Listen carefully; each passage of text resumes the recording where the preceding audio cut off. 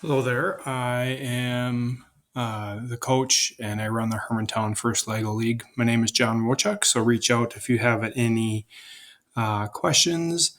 I'm helping you guys get started here on creating some teams in Duluth, so always willing to help and expand the programs up here in Minnesota. So I don't have a video right now. My computer's not working quite right, so I'll just do it by voice, and I'll eventually put out some videos as well to help you out.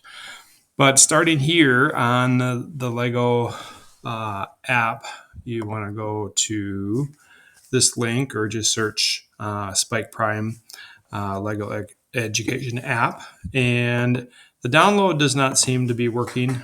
So I would just go to if you're going to use a laptop, just go ahead and go to the launch the web app, and then it should just go ahead and open up the Lego Spike Prime once you launch the web app. I already have it launched, so I'm not going to launch it again. But it is right here. Opens up in a new window, and I have a little bit of a program started here. We'll go over that in a second. But as you get into here, I'm going to disconnect my robot right now. This is what the page will look like. Actually, if I go here, this is what the page will look like when it opens up. You have the home button, which we're at right now. You have the start button, and you have some tutorial activities to go through. How to use the light matrix on the brick itself, how to use motors, color sensors, and you can go through these as a coach. Not a bad idea to go through some of these tutorials. They're very good, basic tutorials. As far as units go, there's really not anything here that you're really going to use. Lego will put out a competition ready mission for you to use. The problem is that the competition ready mission that they use is they don't put any notes into it unless that's recently changed. So it's unless you understand programming, this program will work somewhat depending on the build of your robot. So I would say stay away from that and then maybe explore that later on. Those are just some units you could play around with. And then building, you have your advanced robot, which a lot of teams do use during competition. Some of the parts of the robot, you have the driving base, the basic driving base. You have driving base number 2 is in here somewhere, and then driving base number 3 or the advanced one. So you have a bunch of different things here. Kids could mess around with, create. They'll walk them through different programs. Most kids will. Oh, there's driving base 2. And I would just suggest that if you're going to use the driving base for your competition, use the advanced driving base assembly. That's probably the best one, and you're going to have to modify it if you want to do multiple missions. This will be good for some missions, and I'll show you some pictures or videos of robots my team has built in the past, and they can just also start from scratch. So for a beginning team, starting from scratch and just trying to build a robot probably is pretty tough.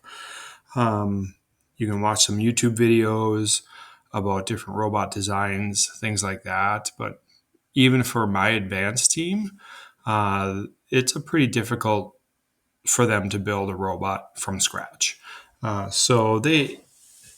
As your teams become more experienced, it'll become easier for them. But still, you're looking at probably 2 to 3 weeks of building just a robot. That's why I always say build the advanced assembly. It works well. It's a nice driving base, and you can do different types of motor attachments or passive attachments to your robot. So that's why I would say start here in your build. So I'll go back to home. If you want to start a new project, you're going to go here to new project, obviously. Tap on new project. I would suggest word blocks, but if you're into Python, go ahead and try it with the kids. You don't have to name the project right away, but I'll just say move for the first one and then press create. So we'll just do a simple movement forward for our first program. Just a little bit about the program. This is your programming space, all your blocks. You're going to live in this area here, your motor blocks, your movement blocks. That's where you're kind of going to live there. We'll talk more about that later. Light and sound, you don't really need. Events blocks, that's how your robot starts. Different ways to start your robot. We typically in my team use just when the program starts, push the play button on the robot. But there's other ways you can start. We've also used can't think of the name of it right now, but when this sensor is pressed, the push sensor, the touch sensor, that's what's called, the touch sensor. We've started our robot that way in the past. This year we are not. And there's other ways you can start your robot also. So those are just two of the main ways we have started our robots in the past. And this year we're just pushing the circle on the robot, the start button to start our programs. Control blocks, repeat blocks, wait blocks are all here. Wait blocks, so you can kind of experiment with those. Those are probably 4 of your main areas: the blue, the pink, the yellow, and the gold of where your kids will live in programming.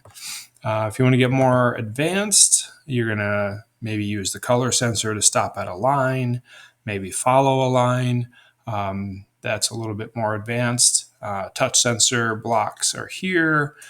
These are, can't think of the name, ultrasonic sensor. This is where you want to stop at a certain distance. So you might want to stop at a certain distance. That's a little more advanced, but teams do use these at times. They're very accurate. And then this would be your gyro blocks: gyro straight, gyro turn. I would say lots of teams use the gyro block for your accuracy. So you have on your gyro, you have, let's see here, I don't see it. Oh yeah, you have pitch, and you want to live, and so pitch is up and down, right? Like a plane, roll, right? Left and right, as you would turn in a roll. Like if you were flying a plane, you would roll the wings all the way around a 360, and then yaw would be the one you would use to turn left and right accurately. So yaw is the one you would be turning left and right. And sorry, my video is not working, so I can't demonstrate that with my robot or my hand. So once I get that situated, I'll send out another video about that. But yaw is where you would live in the robot. You wouldn't want your robot to pitch or roll. So that's the sensors. And then you have some operator blocks. Again, more advanced programming in the green. Some math blocks here. And then some of you that maybe are familiar with programming would use some of these blocks. You would live kind of right in here in these blocks area here for your robot mostly. And then the orange blocks would be making a variable, or more importantly, I'm making a my block. And we'll talk more about my blocks in the future. And some of you might know what my blocks are, but we'll talk about those in the future. And my block is just a way to create a program if you're going to turn a lot in the program you're using. You want to make a my block, make that program in the my block, and then you would just use one block to bring over here to your main program to turn the robot a certain distance. That way your program doesn't get super long. The my block would live over here. Once that my block is detected over here, then that program follows whatever you put here for that my block or the gyro block. More blocks here. So these are extensions you don't have to use, but they're available to you. The 3 you would use would be more motors, more movement blocks, and then more sensors. There are times you don't use these at all, but then there are times where maybe more advanced programming, you would use some of these blocks. There are some valuable blocks here. You would just click on it, click on the ones you want, and then they get added to your programming. So palette on the left. So probably wouldn't use any of these others, but you might find a use for them at some point. I don't know. But you'll see they'll all of a sudden pop down at the bottom here. And for some reason, mine did not load in. I'm not used to using, oh, there they are. More movement blocks. I'm not used to using the web version of Spike Prime, but so more sensors, more movement blocks. There's just 3 of them. A few more sensor blocks, and then we have the more movement blocks here. So there is a difference between the blue and the pink, and we'll talk more about that by a video, but I'll just briefly touch on it. So the blue blocks, you probably want your attachment motors to use. You probably do not want your drive wheels. Using your drive wheels with the blue blocks, you want your drive wheels with the pink blocks. These blocks here will move both wheels simultaneously, so you have more accuracy. These here will only move one wheel at a time. So again, we would reserve the blue blocks for your smaller motors. You can use your smaller motors for the drive wheels and the bigger motors for your attachments. That is totally your choice. I think on my robot right now, I have the small motors as the drive wheels and the large motors as my attachments. It's totally the kid's choice. The reason I did it here is because we were trying to move some heavy things. This is my experiment. My robot I'm using now is just my demonstration robot, and we have never used this robot in competition. I will not let the kids use that robot in competition because I built that robot, not the kids. So we'll just start out with a basic forward movement. Well, first we'll connect a robot. So you would just go here to connect. And when you turn on your robot, if the robot button is white, you would need to update some updates they push through. If the button is green, obviously you can just go ahead and tap here. You will have to press the Bluetooth button. You'll hear it beeping in a second here. That means you may or may not hear that beeping sound. That means the robot's ready to connect. And I'm just going to press the green button. And I'm going to open up my hub here. And mine is called Hermantown number 1. And I'm going to tap on it and pair it. It's a little different. We typically use the iPad. I like using the iPad better versus a laptop or a Chromebook. The web version, I've never used it, but we've heard it can be glitchy at times. So I don't know. It's up to you, depending on what you have. I like using a tablet. Tablet works really well. And the program is free, so you just use the program as you wish on whatever device you want to program on. The program will save automatically on the iPad and tablets, versus here you have to make sure the kids are saving the program. Otherwise, it will obviously not save. All right. Program. When program starts, we'll start with just your basic control block, our event block when the program starts. This always is out here first right away, but if you want to start differently again, you can. We have tried starting our robot by color. Some teams do that. We put our sensor facing up, and then the kids wave a color block over the color red, and the robot does its thing, starts moving. This can be a little finicky. We tried it one year and realized it's just wasn't quite working as well as we wanted it to.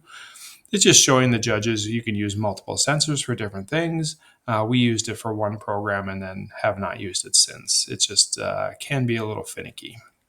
if someone's wearing a red sleeve shirt or blue sleeve shirt, then they can accidentally activate that robot. It's pretty sensitive. All right, so here we go. We basically always start with program starts. You choose what you want to start your program with.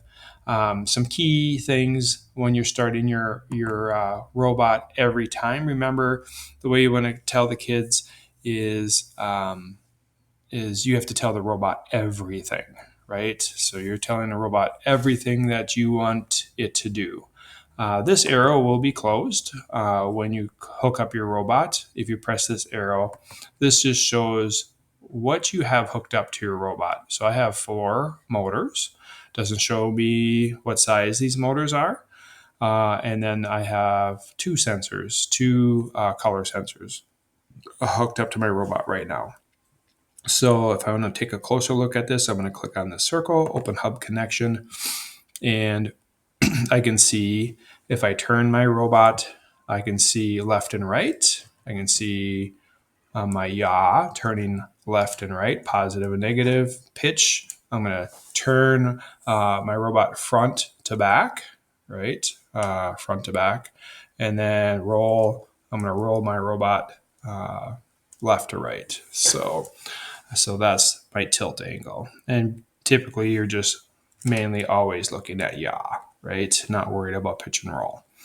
All right, so I'm on a flat surface, so my roll and pitch are 0. And then I have my movement motors. My large movement motors are, let's see, I'm just turning them right now. You can see I'm turning them physically with my hand. I have, looks like C is moving here. I have some other things moving, but C is my large motor on top of my robot, and D is my other large motor on top of my robot. B and F are going to be my left and right wheels.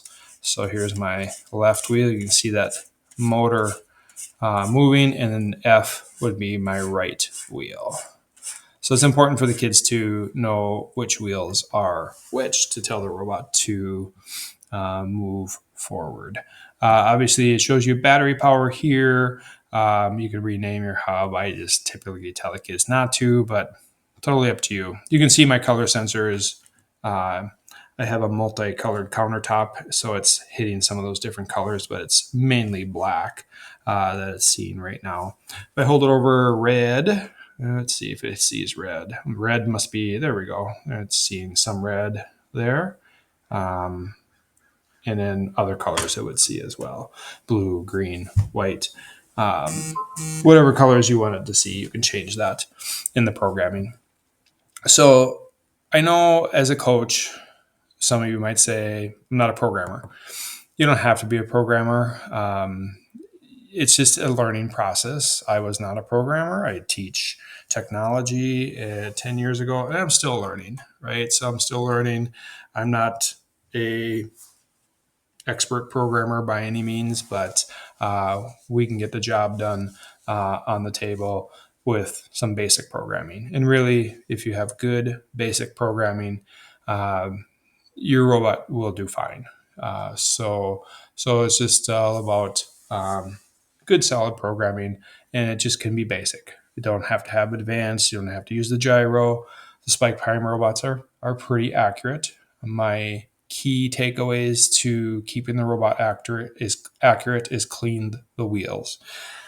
The wheels will get dirty. They'll start slipping. Make sure the wheels are not rubbing on anything like Legos or cords. Cord management is huge. So those are all things to watch out for. Make sure your motors are plugged in appropriately and not didn't become unplugged. Sometimes the wires will become unplugged. The kids were messing around with attachments or the robot, and they don't realize why is the robot not moving. Well, let's check connections first. Let's check the wheels. Is there something rubbing on the wheels? Do we have a pin in the wrong spot? Right. So those are all things to check first. But let's just start with a basic straight program. You're not going to be able to see this, but you're gonna. But I'll do a video where you can actually see the robot if you feel like this is helpful. So I'm going to start out with telling the robot what motors I want. And I believe my large motors were B and F, right? So sometimes I want to go F and B. I think my left wheel was B, my right wheel was F. So that's what I'm going to set it at, is B and F. And then I'm going to tell my robot what speed to go to. And this is how you're always going to start your robot. You're always going to start your robot with your set motors. Tell the robot what motors you want to start with, and tell the robot what speed you want to start with. And the kids are always going to want to go 100% because that's what kids want to do, right? They probably want to do 1,000%. Well, anything over 100, your robot's not going to do. And if your number gets too large, your robot's not going to move. So I always tell my kids, let's go 100. And so they can see the robot go as fast as they can. Then, after the robot's going at 100 speed and your robot's not accurate, now you can tell the kids or ask the kids why they think the robot's not accurate. And eventually they'll get to the answer of, we need to slow the robot down. 20% is a good speed. Yes, you only have 2.5 minutes to go on the table. There are times you want to go at 20%. There are times you want to go at 40%, 60%, and then there are times you want to go 100%, right? To save time. It's all about saving time and deciding when to go fast and when to go slow.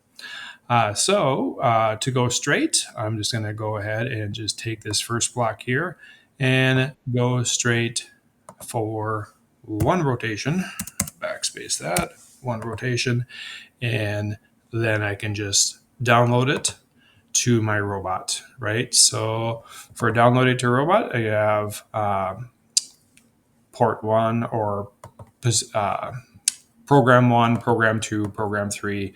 So we do our missions in order. So the first kids up obviously are going to be in program 1, right? So for their first mission. Second mission's program 2. There was a time when we could actually name them and you could see the name on the hub, but these new hubs don't have that. So the kids are going to have to know which program number they are running.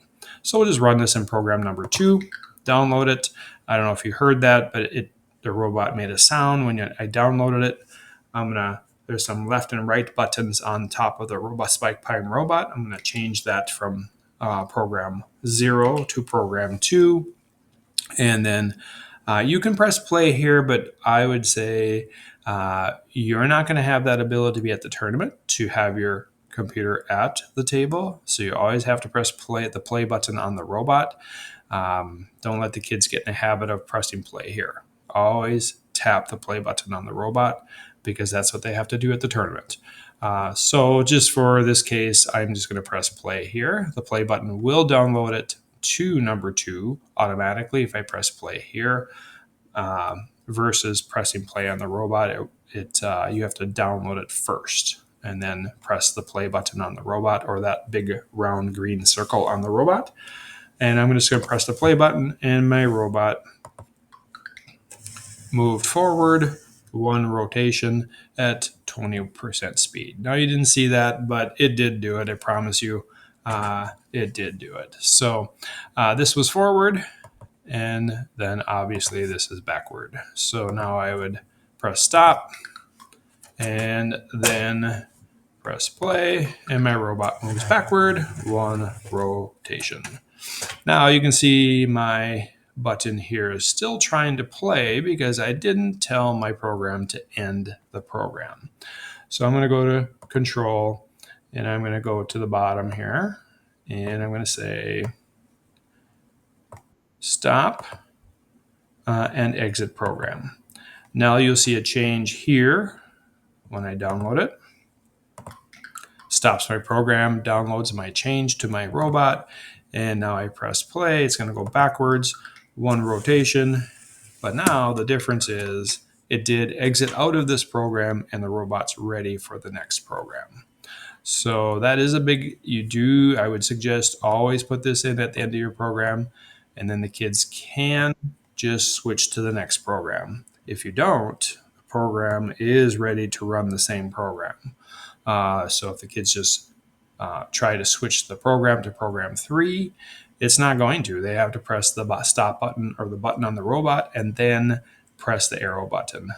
So that takes a little bit of time. So I always suggest for sure you stop and exit program when you are done with that program, or the robot comes back to the home area from your mission that you ran. So that is straight. I'm just going to make another quick program here. Turning, it's not tricky, but if you don't know, then you don't know, right? So I'm just going to create another program next to this. You would not probably do this in a real program, have two programs going at the same time. That will confuse the robot. In fact, I will not do that. I will just add on to the bottom of this program. So if we wanted to move a block around, you can't move them from the top. You always move them from the bottom, right? So if I take this one off, I can only take them apart from the bottom. So the kids, and if I'm too close, they'll stick together, right? They're like a magnet. So you have to take them farther apart to have them off to the side. So here we go. We'll add a turn here. So I'm going to go to my pink blocks again. And turning can be a little tricky. I'm going to have my set movement speed, my speed. Maybe I want to go a little faster on my straight. So let's go 50. And let's go forward again. And now maybe I want to slow down my robot for my turn, right? So now I want to set my movement speed for 20 because I want to be accurate on my turn. So we'll say 20. And now I'm going to move. So turning. So you have this little dial here, and this is where kids get real confused really fast on turning. This turn here, moving right 30, will make kind of a banana turn. So if you think of the shape of a banana, obviously it is kind of a slow moving turn. And the kids will go, why is it doing that? Right? So both wheels are moving. One wheel is going to be moving faster than the other on a right turn. And the other wheel is going to move less to make that banana type turn. Right? So what I always tell my kids, typically banana type turns are not what we use in robotics. We use tank turns, so we want to move right for 100%. Now, there are times you want to make maybe a banana type turn, but I always tell my kids we're either going to go right 100% or left 100% because we want that robot to turn in its place, right? So if you feel like, imagine yourself standing on the floor and you want to make a 360 or a 180, you would make a banana type turn. You're going to just turn your body front to back, right? And stay in its spot. Well, that's what this robot's going to do. It's going to stay in its spot and spin left and right. It's not going to move forward. It's not going to move back. This is going to make your robot move forward and turn. And our tables are not big enough for it to do that. So tank turns are just what I tell my kids we're using every time. So we just turn our robot and then it will turn. Now you do have rotations here with a little arrow. You can turn in degrees. Obviously, degrees are going to be more accurate than rotation because they're a smaller unit of measurement. You can turn in time. You can turn in centimeters, and you can turn in inches. You decide what you want your kids to turn in. So sometimes when you're just moving forward and getting back to the place you need to get to, you want to just tell your kids, let's program it in rotations, right? Sometimes when you want to be more accurate, you want to say, let's use degrees. All right, so typically in our turns, we use degrees. 10 degrees is going to be very small. About 85 degrees is going to be 88 degrees is going to be a 90 degree turn, somewhere around there. I'm just going to test it out and see if I'm correct. So my robot should go forward and turn left and approximately make a 90 degree turn. I just want to test it out and see if I am correct. So forward and not quite a 90 degree turn. And now it's going to depend on your wheel size. It's going to depend on your robot as well, and how much friction you have going on. Is your robot going to make that 90-degree turn? I have a pretty smooth surface, so my robot is going to turn with no problem at all. So I'm going to have to increase that to about 98 probably. I'm going to go 98 degrees because it did not quite make a 90-degree turn. So I'm going to change it to 98 just as an experiment here. Try to set it up nice and straight. Press the play button. I would download it, but in this case, not quite a 90-degree turn. So I am going to go to 105. So you're going to be a little less accurate using just these basic move blocks. The faster you move on a turn, the more the robot's going to overshoot its target or its degrees. The slower you move, the more accurate your robot's going to be. So you want to keep that in mind. That was almost a perfect 90-degree turn, 105. Now, depending on the size of your robot, the size of your wheels, it's going to be somewhere different than my number. I'm using the larger wheels. And if I was using the smaller wheels, I'd probably be in the 90-degree, 98-degree turn range, I'm guessing. So again, depends on what size wheels you're using. So that is left turn. If you want to obviously move right, you would change this over to right. So again, that is a tank, what do we call a tank turn, like a 360. The one wheel is turning, the left wheel is, or the right wheel is turning, the left wheel is not turning, so it turns in place. So play around with it. You'll see the different turns that the robot can make with here, and you might find a use. But again, I always tell my kids, for competition wise, we are making a tank turn. We're moving it right or left, spinning it in that one spot so it's more accurate and we get it to its spot more accurately versus a banana type turn. So, but again, have the kids experiment with it. Have them go fast, have them turn fast, have them turn slow. That's what I would do. So this is a good start for your basic programming. I would just mess around with different speeds, different distances, and maybe trying to have your robot be really accurate. Tape a piece of paper to the table and have the robot stop exactly at that piece of paper or tape and turn exactly 90 degrees or close to 90 degrees. So those are things that to experiment with. And once you get familiar with this, I'll send out another video or a video with video, I guess, showing my robot in action, and we'll go from there. Hopefully this is helpful and gets you started coaching. And just remember, you're learning with the kids, and it's okay not to be great at programming. The kids will pick it up. The kids will figure this out. They're going to tinker and play. And, you know, this is a really nice program. You don't need to have advanced programming.